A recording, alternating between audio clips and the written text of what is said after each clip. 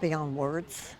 I am still amazed, and the way I've been treated is I don't have words for it. I'm still in shock. That was Army veteran Catherine Worley Norris Campbell's response when asked how special her trip was on the Central and Southwest Virginia honor flight. However, she wasn't the only veteran who felt that way. For most, this was their first time being on an honor flight trip and seeing their respective memorials. I've always wanted to go to the wall, but I've never been.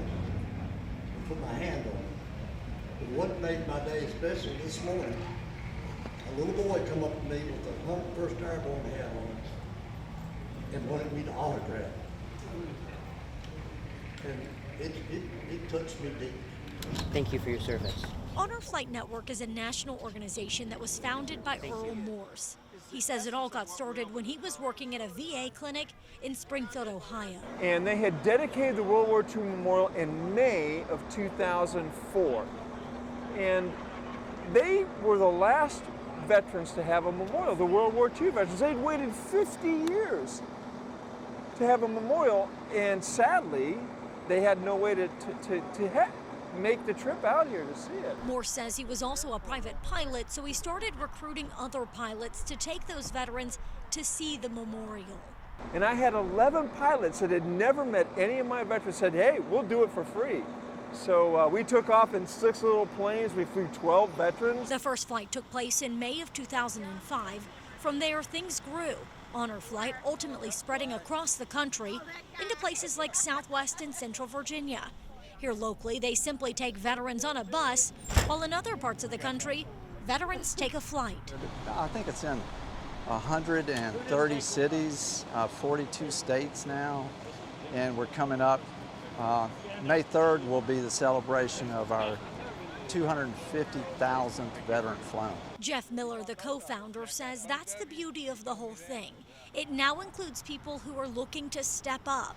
When you get involved with Honor Flight, I was at a really low point in my life when I did, and you see there's a ton of good people. People who all share the same desire to show honor and respect to veterans. I love hearing these guys' stories in so many ways. Just sitting there talking to them. People like Jeffrey Bannock, a veteran who volunteered to be a guardian after he came on the trip a previous year. I think it's a way to give back to the people for me being able to go on a trip free. His role and the role of other guardians is simple: to care for veterans on the trip and make sure whatever they need is taken care of, so they can focus on enjoying their fellow veterans as they get to know each other and making connections that will last a lifetime. There's so much more to a trip like this than just going to see the memorials. It's the friendship, the camaraderie that you have, and it's one of the letters and cards that you get from the young people, and like you said at the beginning, all these young people, and I mentioned this to Connie, I was so surprised at how many of these young people would come up and thank us for our service, and it really meant a lot. We have met some marvelous people. We've been treated with the most kindness and respect that one could ever want.